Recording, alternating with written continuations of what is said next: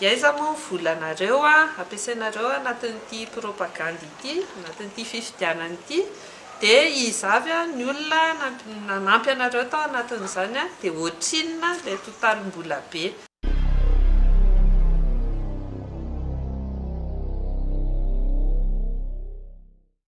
Iza no sa andeha ame volany HVM fa maninona izy ny zavatra nanampian'ny Rusianina anay aloha saripatiny zany resaka zany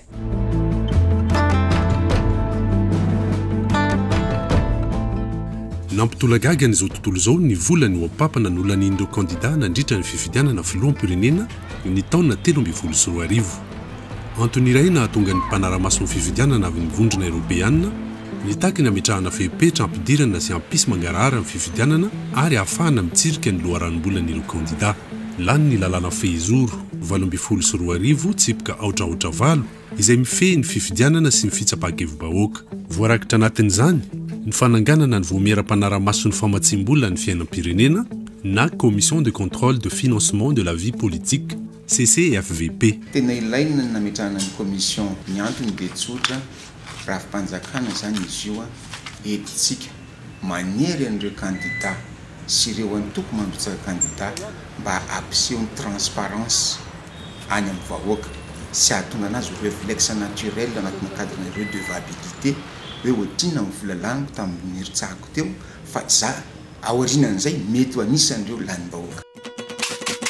Vao mitsangana nefa ity voamery ity dia efa olana no nosedrain'ireo mpikambana dimy ao aminy. Lalàna lany tamin'ny volana avril 2024 izy io dia nambarany filohan'ny pirenena tamin'izany ampahabemasy tamin'ny 1 volana Mai. Voatendry zay ny volana Aogositra fa io zahay voatendry volana Aogositra io tsy manana teti-bola ny voamery fa 20 ny volana Desambra 2022 zany hoe roa andro taorian'ny deuxième tour vao nahazo 1 ariary zay. Isan'ny notakiany lalàna ampisy ny mangarahara ohatra ny fananan'ny kandida tsirairay kaonty any amin'ny banky. Enim-bolana mialohan'ny fanombony fampelezan-kevitra izany hoe ny voalohan'ny volana Mai 2024 ho an'ny fiodinana voalohany ary ny voalohan'ny volana Jiona 2024 ho an'ny fiodinana faharoa no tokony efa nisokatra io kaonty io ho an'ny fifidianana filohan'ny repoblika. Kandida efatra amin'ireo 430 ihany nefa no nanara-dalàna ka nanokatra io kaonty amin'ny banky io raha nitatitry ny vaomera manara-maso ny famatsim-bola ny fiainam-pirenena. Mbola io lalàna 2024 tsipika aotraotra valo io ihany koa no mandidiny tsy maintsy hananany mpifaninana tsirairay mpitam-bola ny fampelezan-kevitra. 20 amin'ireo kandida no nahavita nanolotra ireo mpitam-bola ny ara-potoana. Ireo 7 ambiny kosa dia efa taraiky vao nanome ny anaran'ireo mpitam-bolany. Voafaritra mazava tsara amin'ny andininy fa 4 sy ny fa 7 ny andraikitrio mpitam-bola io. Mila mahalala ny antsipiriany fidiram-bola sy famoaham-bola mandritra ny fampelezan-kevitra izy. Zaho iaho dia tsy nahita budget, tsy nahita vola, tsy nafantatra chiffre. Ny nivezivezeko raha tsikaritra anareo dia mbola tobilin'ny apocalypse nandefasana mivezivezy nanao ny asako. Dia nisy fotoana tsy nameno apocalypse tsony koa ny tobiliny dia lasa nandeha taxi aho, lasa nandeha bus. Dia za koa manontany tena koa zany raha ohatra ka vonjesika koa le trésorier-nay tamin'izany fotoana zany moa ve injecté tamin'ny tao daholo tamin'ny compte tao daholo ny vola. Satria nisy fotoana ny kandida nandeha mijery financement tany ivelany raha tokony ho izy koa zany tsy atao hidivana le izy sady hanome tsiny ahy koa ny kandida nitohanako tokony nentiny koa aho. Antoka amin'ny fisian'ny tena demokrasia ny fifidianana mangarahara sy ny fanajana ny tena safidim-bahoaka. Lalana iray izorana amin'izany ny fahasahian'ireo kandida mampiseho ampahibe maso ny loharanom-bola nampiasainy tamin'ny fifidianana. Voafaritra mazava tsara ao amin'ny andininy fahatelo amin'ny fidipolo ireo tokony ho loharanom-bola. Dia alongama tsy ataontsika nominatif le izy fatao fidro anatin'izy zany hoe les ressources propres, les cotisations des membres, ny adhésion dia tsy voalaza teo angamba le resahana hoe zay koa le mamifitsipika le antoko dia misy an'le resaka redevance des élus. Dia zany hoe zay endrika araka ny resahanao teo hoe mety misy avy any amin'ny orinasa na ho an'ny tompony na orinasa hafa dia reny zany tafiditra ao anatin'le don satria ao anatin'le base électorale satria ao anatin'ny élection tsika eto les ressources propres no an'le partisans fa misy ihany koa le lazaiko teo le sympathisant zany hoe manana sympathie le olona na orinasa na olon-tsotra izy amin'izay candidat mirotsaka eo tsy feran'ny lalàna mihitsy angamba zay ny anampiny na amin'ny endrika manao io tsy voatery vola foana fa na amin'ny lafina ara-potoana satria anatsika malala fa betsaka ny zavatra ilaina ao anatin'ny resaka hoe fampandehanana ny fifidianana ina no mampihoampampana ny fandaniana ao ataon'ny kandida sasany dia amin'le endrika manana karazana fifidianana safidy amin'ny endrika maro samihafa fa ho an'ny tokotiko Madagasikara zay efa manana ny olony dia tsy dia mametraka loatra an'izay sosi zay amin'le hoe mila mividy olona zay vao mahazo vato. Ary manao ahoana kosa ny momba ny HVM izay voalaza fa nandray vola tamina orinasa tsy miankina tany Antsirabe. So dia niresahan'ny olona so dia le appui tamin'ny reto société en filière coton. Fanampahan-kevitra ny arahana tamin'ny mpamatsy vola mihitsy iny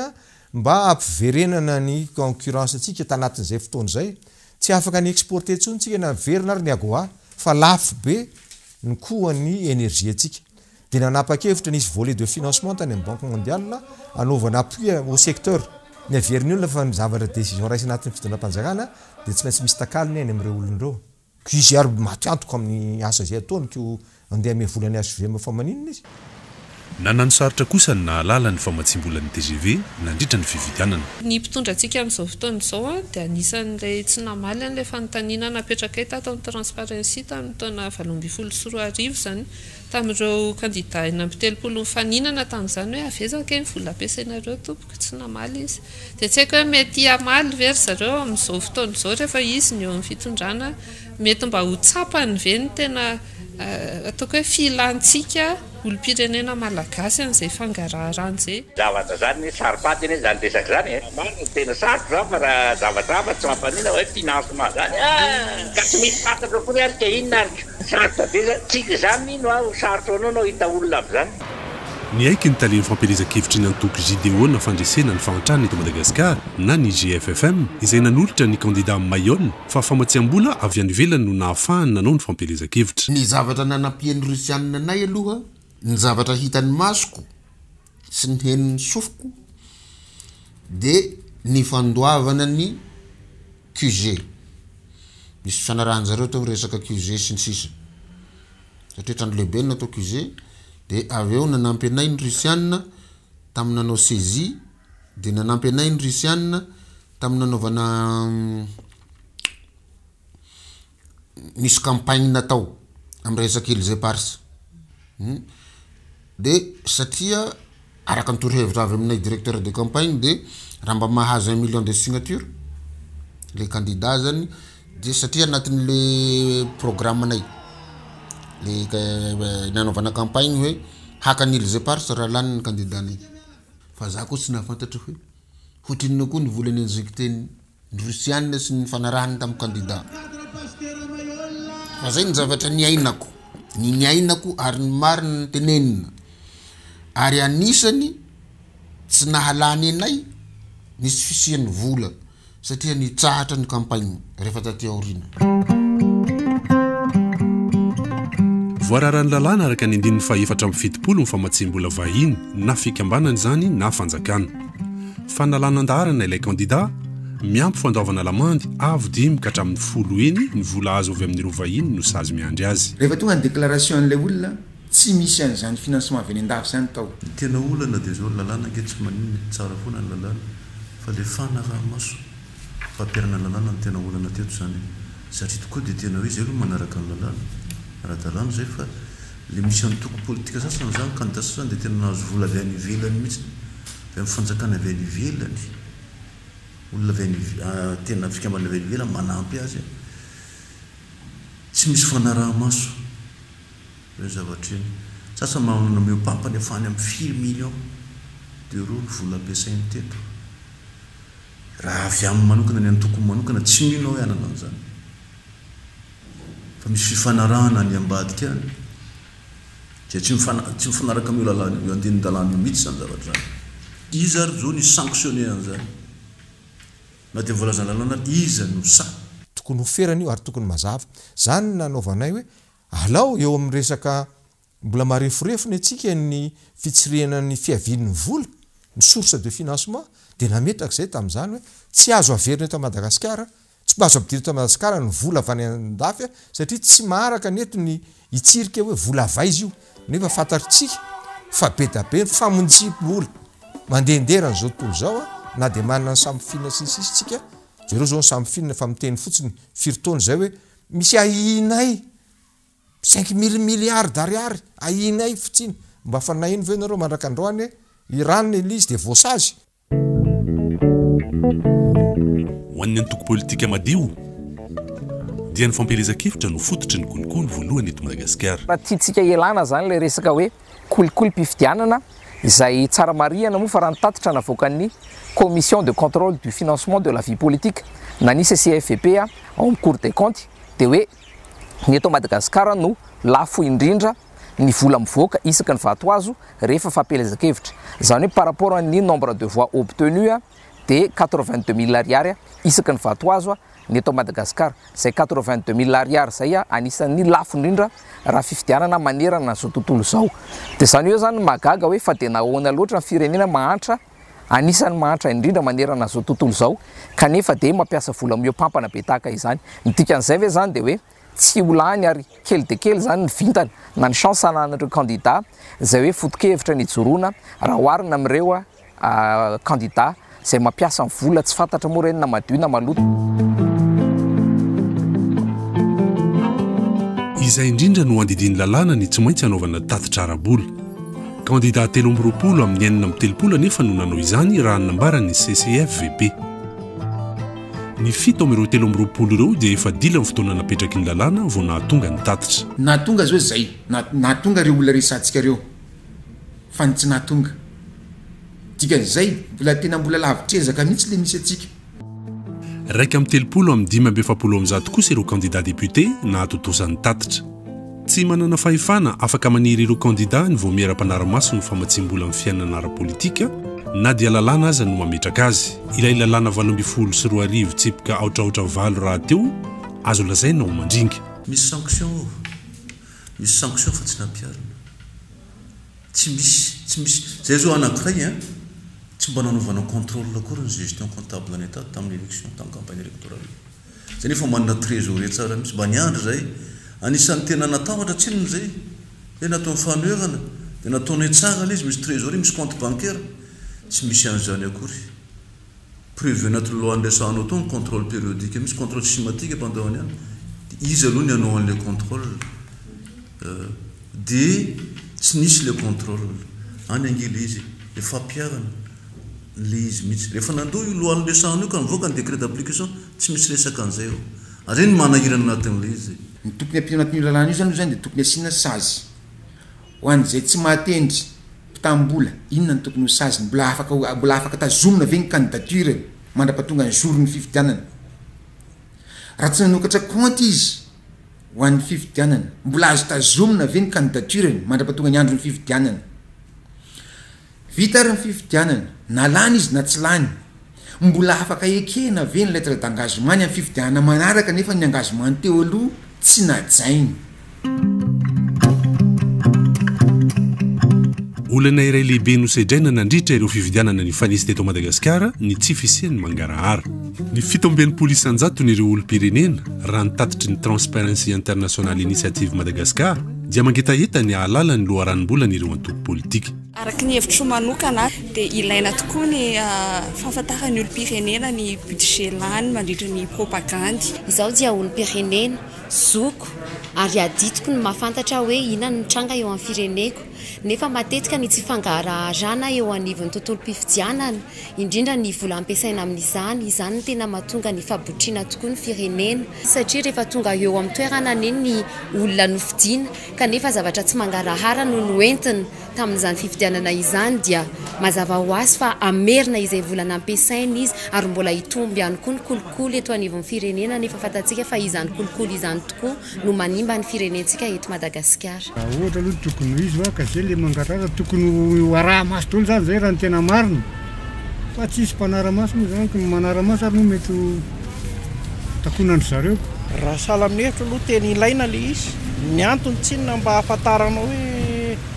olona vaizany nipoiran'le vola satria rehefa tonga amin'ny fitondrana le olona ohatran'izao zao tsy fantatra hoe taiza izy namatsy vola tena tany saina daholo ny zavatra rehetra. Marina hoe misy zao foto-davitra asa taony nefa rehefa avy eo tsy fantatra hoe vola vaizana le izy ny firenena nefa mikorosoahana lava ohatr'izao. ny antoko politika sasany aza moa ny mpikambana ao amin'ny mihitsy no anafenana ny resabola tsy nampahafantarinahy hoe hoatrinona ny financement nampiasaina lesiko zany problème de transparence zany famitahana tena zany de raha sisy transparence de tsy mazava ny règle des jeux transparence an'le source avaizany financement any am'ireo tany tena démocrate de efa mipetraka zany tsy milaza hoe le minimum akory matokosa ianao ilatsaka de tsy maintsy manana moyen ianao zany tsy tokony menatra am'zany ianao mety misy 10 taona de efa miomana misy 10 taona de efa miomana izy satria fantatrao fa lehibe Madagasikara ivezivezy ianao andresy lahatra any fokotany rehetrarehetra any ianao misy ihany anefa ireo antoko izay niezaka nanao nangarahara saingy tao saritsariny ihany zany raha nitatitra nataon'ny CCFVP tsy nifanaraka amin'ny zava-nisy teny Kianja ny tatitra mihoatra lavitra ny voasoratra ao anaty tatitra ny hitan'ny CCFVP teny Kianja zay ny teneniko hoe maolo-pirenena dia nanatrika an'ireny fampelezan-kevitra ireny ny tenako hita ao anatin'izany ange nisan'ny t-shirt miparitako anatin'ilay stade anankiray fotsiny hita ao anatin'izany ange ny fizarana zavatra raha ohatra ka misy zavatra afaka ohatry ny t-shirt ange tao anatin'ilay izy fantatra mazava tsara ange hatraizany toana couverture bancaire eto amintsika donc hita maso ange vao miala kely ny tapy-tanàna fotsiny ny olona dia mitondra saky ngezabe nge misy ny voly commission miaraka amin'ny olona anankidimy tsy natety amin'ny Madagasikara ka andeha hijery an'izany rehetra zany tsy soratana eto anatin'ny rapport noir sur blanc fotsiny le izy satria zavatra tsy précis zany 9 miliara ariary mahery no totalin'ny vola voangon'ireo candidat 3 raha nitatitra arabola voarain'ny CCFVP 5 miliara ariary mahery kely amin'izany no famoaham-bola nataon'ireo candidat nandritra ny fifidianana ho filoham-pirenena vokatry ny tsy fahampian'ny arabola sy ny olana ara-pitaovana nefa dia tsy afaka nanamarina izany ny CCFVP mazava be satria raha raisiko ohatra fotsiny ataontsika hoe mahita zany zay ohatra fizaram-bola aizany kamerakana sary an'izany raha mahita zay olona vonina iteny aizany dictaphone nakanan'izany inona ara ny vahaolana ny formation en délégué de vote ary iny tokony raisiny fanjakana tanana io miaraka amin'ny bailleur ny resahako azadiny fa tsika nefa raha tsy diso any amin'ny 26 000 bureau de vote fois 2 50 000 olona zany inona ozy nareo mitranga lasa surenchère ny délégué ianao mame 50 000 rana 75 000 zany sisany atsika satria nareo manontany ny hevitra zay ny expérience politique manontany ny hevitra ny azo nareo dozy zany mety matsaratsara kokoa zany mety mahatonga ny olona ataoko hoe démarche volontaire andray anjara nampandray anjara nampikarakara ny fividianana fa nahita voana Tananarivo ianao miaina an'izany eny hoe délégué anao ndray ny arahanao maso fantatrao fa lehibe Madagasikara ivezivezy ianao andresy lahatra any fokotany rehetrarehetra any ianao mila volo zany fa atraizy tokony hoferana io ary tokony mazava tokony ao anatin'ny code électoral no ametrahana an'le plafonnement satria le lazaiko teo moramora zany mametraky ny plafonnement raha ohatra voafaritra ao anatin'le code électoral hoe ireto daholo ny nature na dépense tokony ataon'ny candidat zany hoe obligatoire maninona ke raha plafonnena le izy hoe atao sahala amin'izay niteneniko zay mampiasa 1 milliard par région de 23 milliards zany satria lasa 23 région sika de ny fitiavan'olona sy ny toetra tsara amin'izay ny manampy azy am'izay fa tsy vola fa ny olona nange misy candidat mandeha bicyclette de ny sasany mandeha hélicoptère ny fotoana anaovana campagne mitovy eny lasa amin'ny 30 jours de 30 jours de na mahavita 4 kilomètre le mandeha bicyclette sy moto de mahavita 4 kilomètre le mandeha avion sasany mandeha hélicoptère zay zany mahatonga atsika eto sahirana am'izay rehefa mandray fitondrana ilay olona lany satria nany antony nisy dila isan'ireo antoko nanana candidat nitondra faisana tamin'ny tsy fisiny famerana ny vola ampiasaina mandritra ny fampelezan-kevitra ny antoko politika madio namory fiarahamon'ny pirenena sy antoko politika ny APM malahelo ihany ny tena ny amin'ny hoe mifanalavitra be ny elanelany samy candidat kanefa misy amin'ireo candidat sasany zay tena hoe mampiasa vola amin'io pampana nidangana be raha tsy resaka fotsiny na resaka be tamin'izany fotoana zany hoe 180 millions de dollars nampiasain'ny fitondrana kehitriny tamin'iny fampelezan-kevitra iny tsy fantatra hoe loharanom-bola avy aiza ahoana nampiasana azy ary tsy nisy tatitra raha ny fahalalana azy ankehitriny izay zavatra izay fa ny antony faharoa ihany koa dia izay le hoe tsy misy finiavana mihitsy ny fitondram-panjakana ankehitriny hanazava an'io resaka lisym-pifidianana nahitana alarana karapanondro miverimberina 1 162 512 ny fampelezan-kevitra dia fanazavana ny vinany candidat tsirairay fa tsy tokony hoekena ntsony ny resaka seho ara-javakanto na ny fizarazarana vola na ny fizarazarana fanomezana tahaka ny t-shirt kaskety sy ny ppn karazany hoe vary sy ny menaka sy ny karazany ary ao anatin'ny teboka fahafito io dia hoe tokony hoesorona ary voailika avy hatrany ireo mandika izany ary misy fahefany fitsarana manokana misana an'izay zotra-pifidianan'izay efa natolotra ireo androm-panjakana ireo fehin-kevitra 12 izay nivoaka nandritra io fikoanandolo io efatra amin'ny 12 no nanome sosikevitra ny avy amin'ny Transparency International Initiative Madagascar sy ireo fiarahamonim-pirenena ny amerana ny fampiasam-bola ataon'ireo candidat efa nilaza mihitsy izahay hoe alao ferana amin'izay ny fampiasam-bola mandritra ny fampelezan-kevitra sy ny fandaniam-bola rehetra amin'ny fifidianana zany satria tena hita hoe tongilana zany tsy mitovy mihitsy ny fahafahamanao an'ireo mpifaninana ara-politika ka na misy atoko afa raha sasany ary manana hevitra tsara manana projet de société mipetraka sy ny sisa tohatra ny tio lany mihitsy izy satria izy tsy mahasiaka milafiny ara-bola zany dia ny ety am-boalohany zany dia efa fantatro sahady hoe ay raha nandreny mety aresy amin'ity satria izy manam-bola be ka napoakaty ary ny zavatra entiny zany dia izy foana mandresy dia tsy rarin'izay zavatra izay satria koa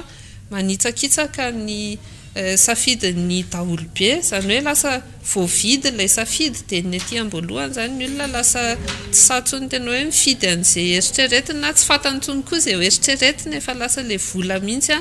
no manindry ny zavatra rehetra zany dia simba ilay demokrasia ao anatin'izay rehetrarehetra izay tadio fa ny fifidianana nge no anisan'ny hoe andro lehibe anankiray ao anatin'izany hoe rafitra demokratika izany ka rehefa hoe fifidianana io ny maloto dia hitantsika arak'izay fa maloto koa ilay demokrasia ary saritsariny ihany ilay izy fa tsy tena izy raha ny eto zany nijerena io aloha tsy maintsy ny fahefanam-panao lalàna araka ny fantatsika no manapaka an'izay satria tsy maintsy ho tafiditra ao anatin'ny lalàna raha ny tokony ho izy eo anatin'ny lalàm-pifidianana sy ireo karazan-dalàna mifandraika koa amin'ny antoko politika dia tsy maintsy ny mpanao lalàna zany hoe ny antenimieram-pirenena sy ny antenimieran-doolona izany dia indrindra ilay somary mampanasa satria raha jerevana ny firafitra ireo androm-panjakana anankiroa ireo ankehitriny dia tanila aty amin'ny fitondrana ry zareo move ny fitondrana mety omban'izay hoe famerana ny fampiasam-bola izay ao anatin'ny fifidianana tsy fantatsika zany mbola hoepetraka amin'ny fanontaniana fa izay iny mampatahotra anay zany hoe raha tony mpitondraka miteny hoe tsy isy an'izany dia irona anaraka andry zareo reto ilay fahefanam-panao lalàna dia sarotsarotra ny tantana amin'izay fotoana izay ny antoko TGV mapara moa dia tsy nahazona valiteny satria tsy namaly ny antso ny telefônina ny akamarony ny hafa indray milaza tsy afaka mamaly gazety vahiny le point.fr no nahalalana fa nahazo 12 000 euros na 54 millions d'ariary avy amin'ny rosiana anaovana antikarabola na caution ny candidat André Mayol nahazo lelavola 5 000 euros na 22 500 000 ariary cash ihany koa ny tenany mbola ny rosiana ihany koa no voalaza fa niantoka ny serasera nyity candidat ity nanoso ny fifanarahana ihany koa i André Mayol sy ity mpamatsy vola vahiny ity fa tsy maintsy manampy ny candidat ho anan'ny rosiana izay tafakatra fiodinana faharoa ny tenany